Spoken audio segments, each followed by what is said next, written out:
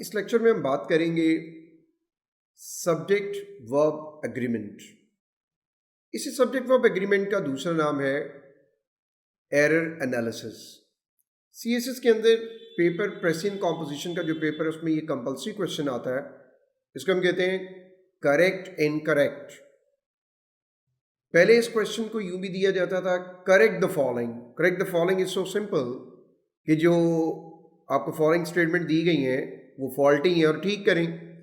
लेकिन अब ये टेक्निकली भी पूछा जाता है और पूछा जाता है स्टेटमेंट जो है वो इम्प्लाइड हो जाती है और पूछा जाता है कि करेक्ट इफ नेसेसरी। तो अब हमें ये देखना है कि जो फॉलोइंग स्टेटमेंट्स हैं इनमें वो ठीक भी हो सकती हैं, वो गलत भी हो सकती है। That means it's not hit to trial, we have to be familiar with the certain rules and regulations, the basics of English. जैसे हमने एक लेक्चर में टेंसेस के बारे में देखा, अब उन टेंसेस की एप्लीकेशन भी होगी और उसके साथ साथ हम ये देखेंगे कि सब्जेक्ट वर्ब एग्रीमेंट और रोल ऑफ कंजंक्शन। हमने एक लेक्चर में ये भी बात की कि कंजंक्शन जिसको कनेक्टर कहते हैं, कनेक्टिंग फ्रेज कहते हैं, उसका यूज़ क्या है। तो देखिए इंग्लिश लैंग्वेज में कंजंक्शन जो कनेक्टर है, लिंकेज वर्ड है, उसका बड़ा अहम रोल है। और आप ये फील करेंगे कि जब कंजंक्शन चेंज होगा तो रूल भी चेंज हो जाएगा, क्योंकि वो कभी सब्जेक्ट को एक्टिव और कभी पैसिव बना देगा, कभी सिंगुलर और कभी प्लूरल बना देगा। तो इस गिमिक्स को समझने के लिए हमें इस बेसिक लेक्चर को अंडरस्टैंड करना। स्क्रीन पे अगर आप देखें तो आपके सामने रूल 1 है। इस रूल 1 में हम ये बात कर रहे हैं subject verb and object. Subject verb and object अगर आप देखें तो हम ये कह रहे हैं कि in this rule, if subject is singular, verb must be singular. And likewise, अगर subject plural इस्तेमाल हो, verb भी plural हो जाएगा। यानी कि अगर मैं ये बात करता हूं कि he is going to university, तो मैं क्या कह रहा हूं? He is a subject, is a verb.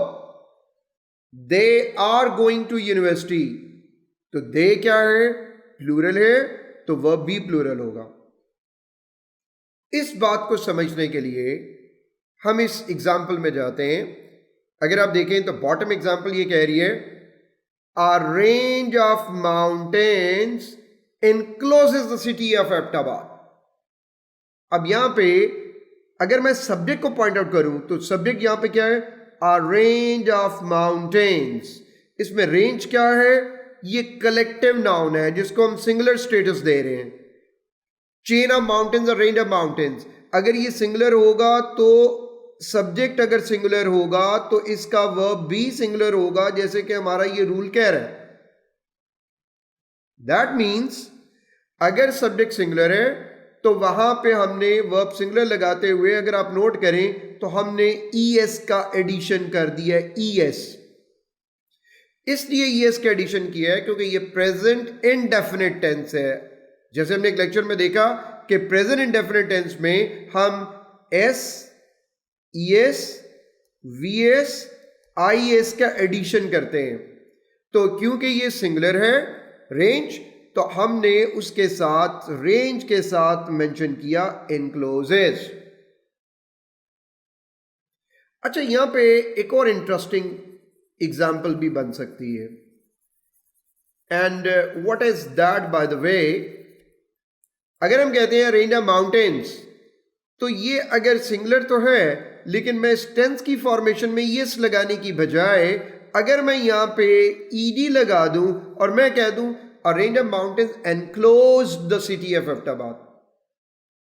अब देखिए टेंस फॉर्मेशन तो शायद बेहतर हो जाए, लेकिन होगा क्या कि ये एक जो रियलिटी है उसको हम डिस्टॉर्ट कर रहे हैं। वो चीज आज भी एग्जिस्ट कर रही है और हमने उसको ईडी में कन्वर्ट कर दिया। इसलिए हम कहते हैं कि यहां पे ईडी फॉर्मेशन नहीं हो सकती। यहां पे क्या होगा? रेंज ऑफ माउंटेन एनक्लोजेज होगा। और ये हमारा फॉर्मूला क्या होगा? सब्जेक्ट वर्ब एग्रीमेंट के सब्जेक्ट अगर सिंगुलर है तो वर्ब भी उसका सिंगुलर होगा। This is the rule 1।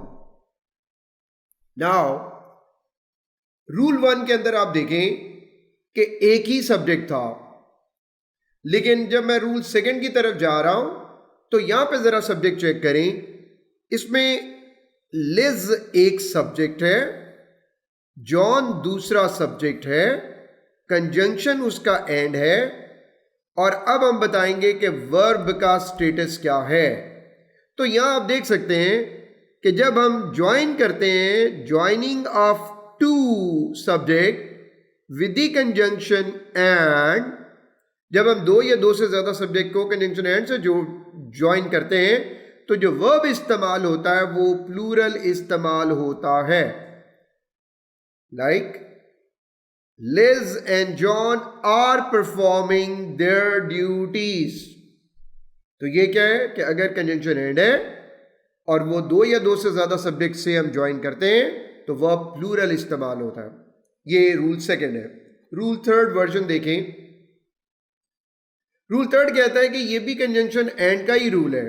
मजे आपको नजर आ रहा है कि एक subject, first subject is fish,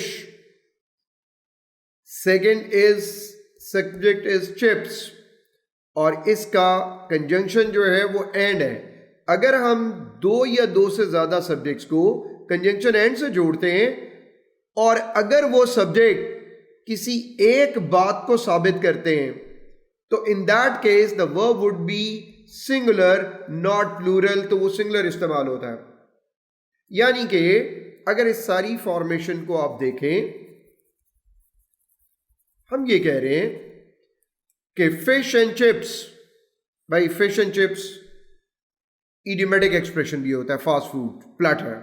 fish and chips food chain का भी नाम है। आप कहते हैं हमें नहीं मालूम, मैं कहता हूं नहीं भी मालूम, लेकिन यह है कि अगर हम दो या दो से ज्यादा सब्जेक्ट को कंजंक्शन एंड से जोड़ें और अगर वो subject if they are proving the same idea, signing towards the same philosophy, then in that case the verb would be singular.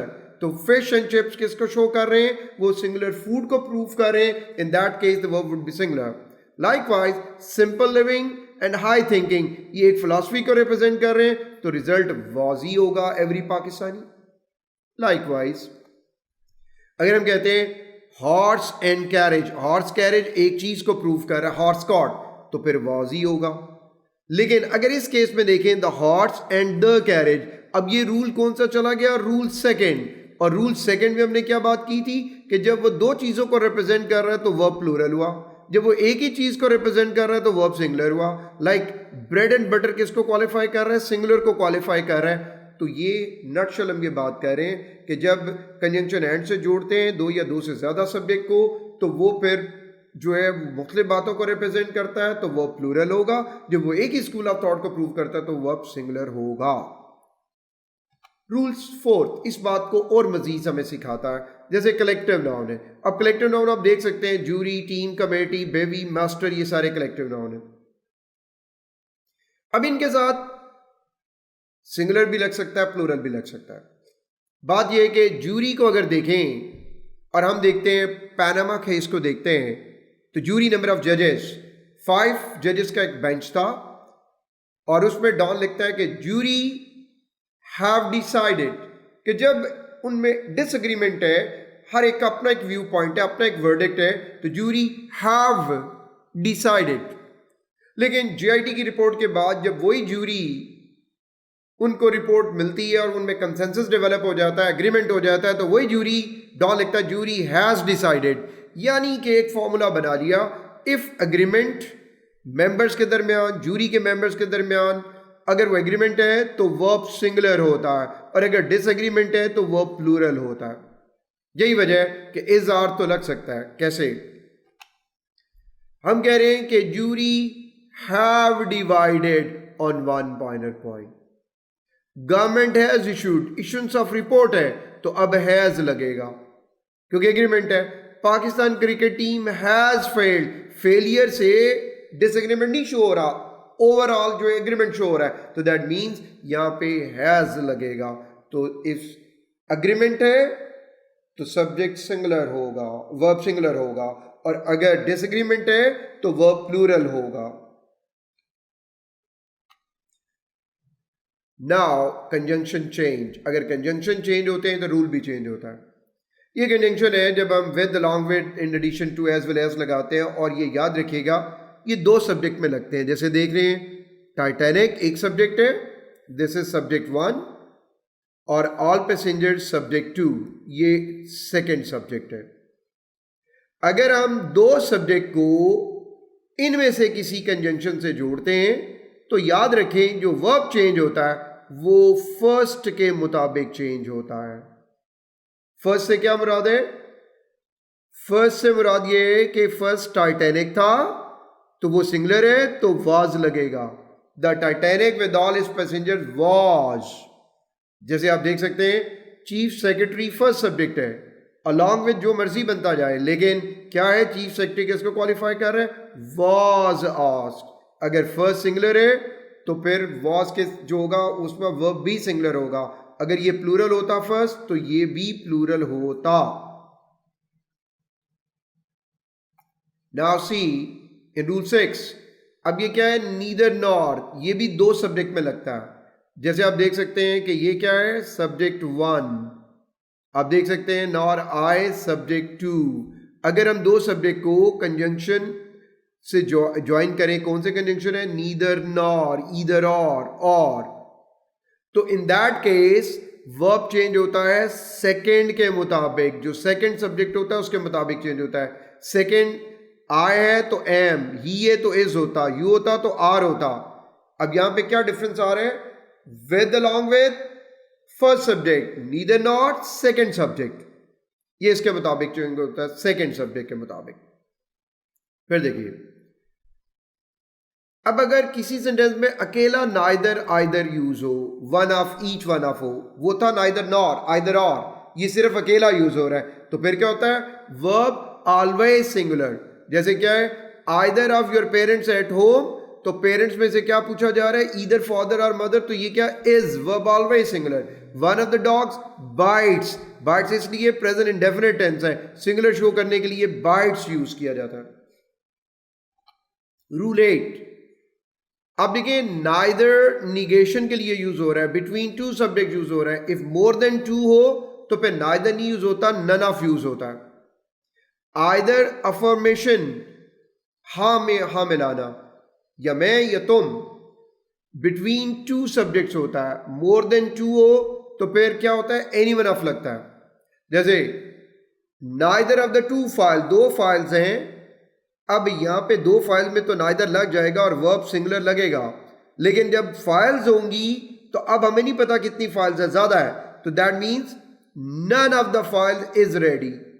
Like 3 options है, तो 3 ऑप्शंस में क्या है? अब हम बात करें any one of the 3 options, तो क्या होगा? Any one of 3 options will suit me. यहां मैं आइदर नहीं लगा सकता, अगर आइदर लगाऊंगा तो मैं क्या करूंगा? आइदर ऑफ दी 2 ऑप्शंस, तो फिर मैं 2 ऑप्शंस यूज करूंगा। इट्स वेरी इंपॉर्टेंट देन, जो कंपैरिजन के लिए यूज होता है। जैसे आप देख सकते हैं ही इज ओल्डर, अब यहां पे क्या होगा? देन आई या मी?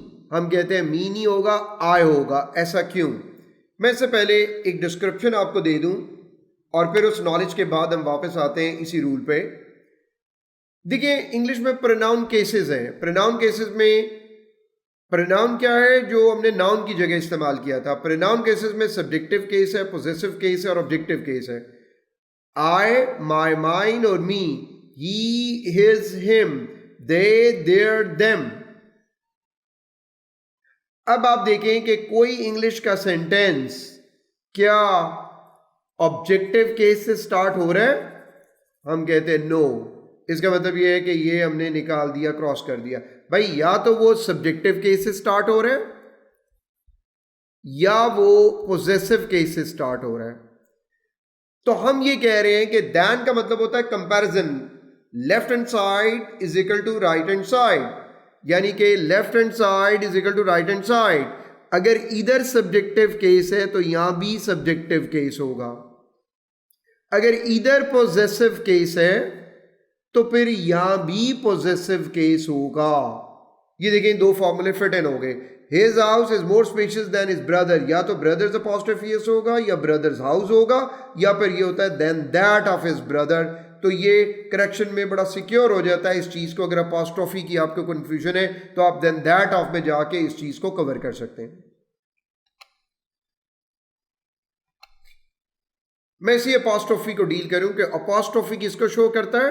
अपॉस्ट्रोफी इंग्लिश में पोजेशन को शो करता है। पोजेशन मलकियत को आप शो करते हैं। आपको ये भी पता है कि अपॉस्ट्रोफी लिविंग और नॉन लिविंग के साथ लगता है। मसलन अगर आप कहते हैं पेन ऑफ बॉय तो ये गलत है क्योंकि ये लिविंग पर्सन है। ये होना चाहिए बॉयज पेन। जब मैं आर्टिकुलेट करता हूं तो इसमें हिसिंग साउंड होती है, स की आवाज आती है। बॉयज पेन, तो ये क्या है, दिस इज अपॉस्ट्रोफी। तो आप देखें कि हिसिंग साउंड में हमने कहा बॉयज पेन, तो दैट मीन्स कि हम क्या करेंगे, हम अपॉस्ट्रोफी प्लेस करेंगे और एस लगाएंगे। ये इसके पोजेशन को शो करेगा। लेकिन अगर ऑलरेडी है बॉयज कॉलेज तो उसमें तो हिसिंग साउंड मौजूद है एस। तो जहां पे हिसिंग साउंड ऑलरेडी मौजूद हो, डबल नहीं करते। ये ऐसे नहीं हो सकता, बॉयज कॉलेज नहीं हो सकता। ये क्या होगा, आर्टिकुलेट करने से भी पता चलता है बॉयज कॉलेज। तो ये क्या होगा, जब ऑलरेडी हिसिंग साउंड है तो सिर्फ अपॉस्ट्रोफी लगाया है। लाइक ऑफिसर्स एकेडमी, अगर गौर करें तो ऑलरेडी इसमें एस मौजूद है, सिर्फ अपॉस्ट्रोफी लगाया है। लेकिन अगर मैं कहता हूं प्लूरल है मेन स्टोर, तो मेन स्टोर के अंदर आप देखें कि उसमें अपॉस्ट्रोफी रेस लगेगा।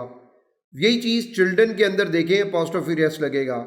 नाम के अंदर गुंजाइश होती है, जैसे एक नाम है तो ये नहीं कहेंगे वकास हाउस।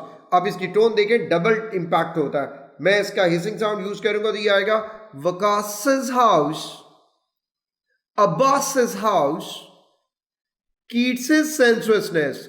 तो इसमें नाम के साथ दोनों चीजें लगाई जाती हैं। This is the way you insert apostrophe. तो इसको भी लर्न करें, ये पंक्चुएशंस को भी कवर करेगा। नेगेटिव फ्रेज जिसमें नॉट आ रहा है, अब देखें mister Ali not his friends, अब ये निगेट हो रहा है। इसका मतलब है ये पॉजिटिव सब्जेक्ट है तो वर्ब भी इसी को क्वालिफाई करेगा। अगर ये सिंगुलर है तो ये भी सिंगुलर होगा। यहां चेक करें, not mister Ali but his friends. अब यहां पे जो फर्स्ट वन है वो नेगेटिव हो रहा है। इसका मतलब है कि अब वर्ब इसके मुताबिक चेंज होगा। तो verb always change according to the positive subject, क्योंकि पॉजिटिव सब्जेक्ट ही डूअर होता है और उसी के एक्शन को सब्जेक्ट और वर्ब एग्रीमेंट शो करता है। अगेन वेरी गुड रूल जो इंग्लिश में यूज करते हैं, degrees of adjective. Adjective plays a vital role in the whole English vocabulary और चीज़ों को डिस्क्राइब करने में। हम हर चीज़ को डिस्क्राइब करते हैं एडजेक्टिव में। क्लास कैसी है, टीचर कैसा है, इन्वायरमेंट कैसा है, स्ट्रेंथ कैसी है, तो उसमें we have to dig out the adjectives. Degree of adjective में अगर देखिए इसकी इंटेंसिटी के लिहाज से पर्सनल होता है, कंपैरेटिव होता है और सुपरलेटिव होता है। पर्सनल, एक स्टूडेंट को मैं कहता हूँ इज अ गुड स्टूडेंट, मैंने किसी के साथ कंपेयर नहीं किया, लेकिन जब दो को कंपेयर कर रहा हूं तो बिटवीन टू है, बेटर ऑफ द टू, और इसके लिए मैं मोर भी यूज करता हूं। कब? जब वो बेटर का तो ई आर बन रहा है, लेकिन जब इंटेलिजेंट यूज करेंगे तो अब आप देखेंगे उसकी टोन ई आर की नहीं है, तो मैं कहूंगा more intelligent. Likewise superlative among all होता है।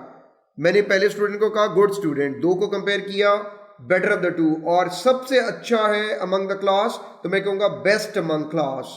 तो ये क्या होगा, इन द क्लास या अमंग क्लास, तो ये क्या है, सुपरलेटिव डिग्री लगाऊंगा।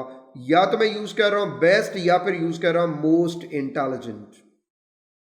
लाइक अगर हम बात कर रहे हैं he is older than I, तो instead of he is more older, मैं मोर और ओल्डर दो इकट्ठे नहीं लगा सकता। ये स्टैंडर्ड इंग्लिश है। स्टैंडर्ड इंग्लिश में याद रखें कि डबल कंपैरेटिव्स नॉट अलाउड। मैं क्या कर सकता हूं, he is older than I, आप कहते हैं सर ये कर लें, ही इज मोर ओल्ड कर दें, नो वे।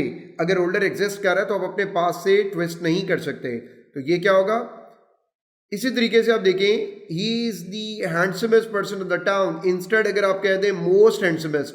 अब अमेरिकन इंग्लिश के अंदर शायद हम यूज भी करते हैं is the most हैंडसमेस्ट person of the town, लेकिन ब्रिटिश इंग्लिश के अंदर जो है हमें ये देखना है कि double comparatives not allowed, double superlatives not allowed. तो डबल सुपरलेटिव भी नहीं लगेगा, इसकी टोन क्या होगी, ही इज द मोस्ट नहीं होगा, ये होगा he is the handsomest person of the town होगा। Likewise double negatives not allowed भी होगा। लाइक अगर मैं कहता हूं mother forbade to make a noise, yes this is correct, लेकिन अगर कहूं mother forbade not to make a noise, नहीं, ये डबल नेगेटिव हो गया। हाँ मैं ये कर सकता हूं कि मदर एडवाइज्ड कर सकता हूं, मदर एडवाइज्ड, और फिर मैं नॉट टू लगा सकता हूं, लेकिन फॉरबेड के साथ नहीं लगा सकता। तो नटशेल हम क्या बात करें कि स्टैंडर्ड इंग्लिश कहती है double negatives not allowed, double superlatives not allowed and double comparatives not allowed. Very important जो टेंस हमने पढ़ा उसमें consistency of tense, consistency of tense में आप देख सकते हैं ही सेड, ही वुड, तो सेड के साथ हम क्या कर रहे हैं, would. He said that he would not go to university, likewise I went there but nobody was there, ये मैच कर रहे हैं। देखें I noticed Akbar, notice past tense है, I notice Akbar carrying a bag in his hand, इसका traditional way भी है I noticed that Akbar was, ये दोनों मैच करें, बोथ आर करेक्ट, ये पास्ट की कंटिन्यूटी है। कंसिस्टेंसी ऑफ टेंस को शो कर रहा है कि टेंस कंसिस्टेंट होना चाहिए। फिर हम कहते हैं टेंस के साथ साथ क्रिएटिव राइटिंग में टोन भी कंसिस्टेंट होनी चाहिए। टोन में किसको कह रहा हूं, प्रेजेंट पास्ट पार्टिसिपल को कह रहा हूं। Like he went to US, enjoyed a lot and engaged himself, engaging नहीं हो सकता, अब ये इंगेज्ड होगा। लाइक अगर मैं कहता हूं playing a game regularly is better then reading, ये देखिए आईएनजी आईएनजी, या फिर मैं इसको क्या कर सकता हूं, to play a game regularly is better than to read, तो या मैंने टू रीड, मैंने दोनों को ये नहीं कर सकता कि एक प्लेइंग लगा दो और दूसरा टू कर दो। तो मैंने क्या किया, या तो आईएनजी आईएनजी या टू या फिर ईडी, इसकी टोन एक रखते हैं जिसको हम कह रहे हैं कि प्रेजेंट पार्टिसिपल या पास्ट पार्टिसिपल, आप किसी एक को फॉलो करें।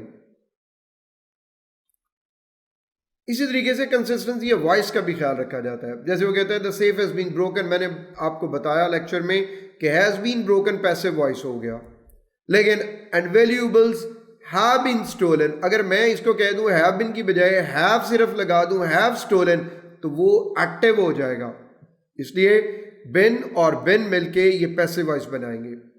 Like another example you can see I appreciate your efforts and hope that you will continue in the same fashion. जब मैं इसको कन्वर्ट करूंगा तो इसकी कन्वर्जन ये होगी your efforts are appreciated by me, और ये भी कन्वर्ट करूंगा and it is hoped that the same fashion will be continued by you. तो आप देखें ये भी पैसिव में कन्वर्ट हुआ, ये भी पैसिव वॉइस में गया और ये भी पैसिव वॉइस में गया। तो हम ये नहीं कर सकते कि एक एक्टिव में कर दो और दूसरा पैसिव में कर दो। सो दैट मीन्स कि उसकी कन्वर्जन के अंदर भी इस चीज की सिमेट्री का ख्याल रखते हैं। अप्रोप्रिएट यूजेज ऑफ कंजंक्शन बाज दफा कंफ्यूजन क्रिएट करता है। सीमिंगली ये सेंटेंस हमें ठीक लग रहा है कि on seeing the doctor is at stop taking, लेकिन अगर वो कहता है करेक्ट द फॉलोइंग, तो इसका मतलब है ये नहीं समझ आ रहा कि किसने देखा डॉक्टर को और किसका सर चकराना बंद हो गया, तो प्रोनाउन जो है वो नहीं प्रॉपर आ रहा। अगर हम इसमें प्रॉपर कंजंक्शन लगाएं तो शायद हम इसको जो है वो ज़्यादा इसकी सेंस को इम्प्रूव कर सकते हैं। लाइक अगर मैं कहता हूँ सेकेंड सेंटेंस में देखें हिज का ही हमें हिंट मिल रहा है, स्टॉप का वर्ब की सेकेंड फॉर्म, अगर ये दो बातें मैं इधर लगाने में कामयाब हो जाऊं with the help of conjunction तो मैं इसको कंप्लीट कर सकता हूं। देखिए मैंने कंजंक्शन लगाया, when he saw the doctor his at stop baking, the moment he saw the doctor is at stop baking, as soon as he saw the doctor is at stop baking, no sooner did he see the doctor. मैं ये भी कह सकता हूँ after he had seen the doctor. तो there are lot of ways हम इस conjunction को लगा के हम इसकी अरेंजमेंट कर रहे हैं और इस तरीके से इसके अंदर हम एक सेंस को कंप्लीट कर रहे हैं। Very important conditional sentences, English में जब इफ को यूज किया जाता है इसको कहते हैं कंडीशनल कंजंक्शन, और इससे जो सेंटेंसेस बनते हैं उनको बोलते हैं कंडीशनल सेंटेंसेस। वैसे इंग्लिश में कंडीशन 4 है, 2 कंडीशंस हमने टेंसेस में भी देखी, कंसिस्टेंसी ऑफ टेंस यानी कि प्रेजेंट का प्रेजेंट और पास्ट का पास्ट। एक ये स्पेशल कंडीशंस है कि जिसके अंदर जब इफ को इस्तेमाल किया जाता है तो प्रेजेंट सिंपल और फ्यूचर सिंपल का ब्लेंड किया जाता है। आप देख सकते हैं present simple if I go to Lahore, तो दूसरे पार्ट पे फ्यूचर सिंपल लग रहा है, ये फ्यूचर सिंपल लग रहा है जिसको कहते हैं आई शैल ब्रिंग बुक्स फॉर यू।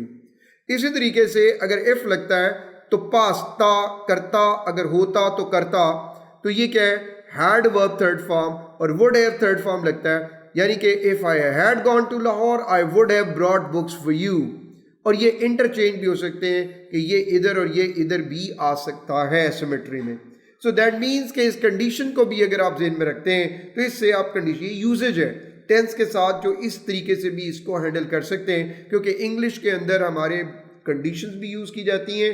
हम जब प्रेजेंट इंडेफिनिट टेंस और फ्यूचर को भी डील करते हैं तो उसके अंदर हम कंडीशंस का भी जो है वो केटर करते हैं। सो आज हमने जो बात की वो हमने टेंसेस के बाद इसके यूसेज पे बात की, और आपको ये जानना ज़रूरी है कि ना सिर्फ ये हमें ओवरऑल पे करता है इंग्लिश का जो है ये रोल, ये पूरे CSS के अंदर हर पेपर में, एट द सेम टाइम ये कंपल्सरी क्वेश्चन भी आता है जिसको हम एरर एनालिसिस या करेक्ट एंड करेक्ट कहते हैं। The further you can also excel this area of grammar by using these exercises. Thank you very much.